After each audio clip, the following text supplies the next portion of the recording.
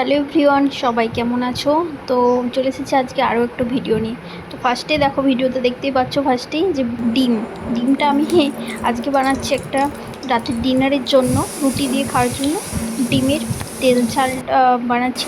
ডিমের তেল ঝাল না, এটা ডিমের দো পেঁয়াজও। তো এই দো পেঁয়াজও বানানোর জন্য আমার কাছে ডিম ছিল। তো ডিমগুলোকে আমি ভালো করে দেখেছো বয়েল করে নিয়েছি, ভালো করে সিদ্ধ করার পর এটাকে ভেজে নিলাম হলুদ লঙ্কা গুঁড়ো দিয়ে, গরম করে তেল গরম করার পর দিয়ে এক সাইড করে রেখেছি। এর মধ্যে এবার দিচ্ছি কুচনো পেঁয়াজটা একটু অল্প মধ্যে আমি নুন দিয়ে দিয়েছিলাম। আর তার সাথে যে টমেটো রসুন যা কিছু থাকবে এখানে, সেগুলোকে আমি ভালো করে দিয়ে একটু ভেজে নিব যাতে ভাজা ভাজা হয়ে যায়। আর এইভাবে করলে দেখবো একটা টেস্ট আলাদা আসে, আর কালারও আলাদা আসে এবং গ্রেভিটাও খুব ভালো হয়। আমি দেখিয়েছি এইভাবে করে, তো তোমরা এই পদ্ধতি ফলো করতে পারো, এটাতে টেস্টও খুব ভালো হয়। তো দেখো এইভাবে তোমরা ভালো করে এটা আমি এখানে লাস্টে আমার কাছে তেজপাতাটা তখন ছিল না, তো তেজপাতা তারপরে অ্যাড করেছি, আর তেজপাতা এবং লঙ্কা, শুকনো লঙ্কা তোমরা এগুলো আগেই অ্যাড করে দিতে পারো। আর জিরে থাকলে জিরে অবশ্যই অ্যাড করবে, দিয়ে ভালো করে এটাকে এক সাইড করে আমি মিক্সারে গ্রাইন্ড করে নেব। এবারে কী করছি, একটা সাইডে এখানে দেখো আমার কাছে আরও পেঁয়াজ লাগবে কিছু, সেই পেঁয়াজগুলোকে আমি যেভাবে আমরা খুলে রাখি পেঁয়াজগুলোকে খুলে নেব একটু। ওই যে দেখো কীরকম সাইজের কেটেছি, তোমরা দেখতে পাচ্ছ এই সাইজের করে আমি গরম তেলের মধ্যে পেঁয়াজগুলো একটু হালকা ভেজে নেব।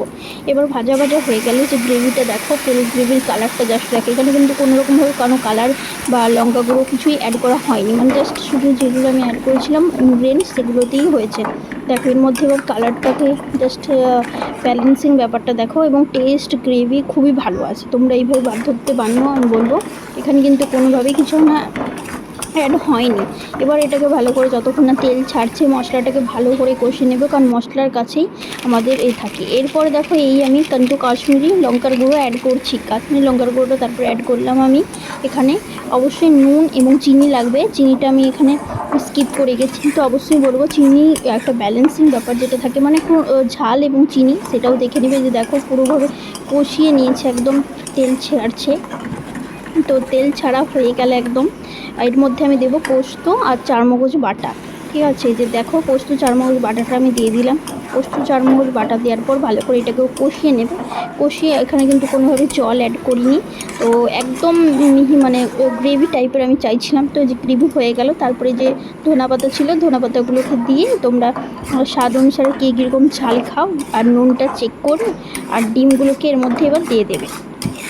ঠিক আছে, ডিমগুলোকে দেওয়ার পর একটু বেশিক্ষণ আর নাড়ানোর দরকার নেই, জাস্ট ডিমের মধ্যে একটু ওই গ্রেভি ব্যাপারটা চলে এলে এবং লেগে গেলে মশলাটা, যে হালকাভাবে আমি নাড়িয়ে নিচ্ছি দেখো।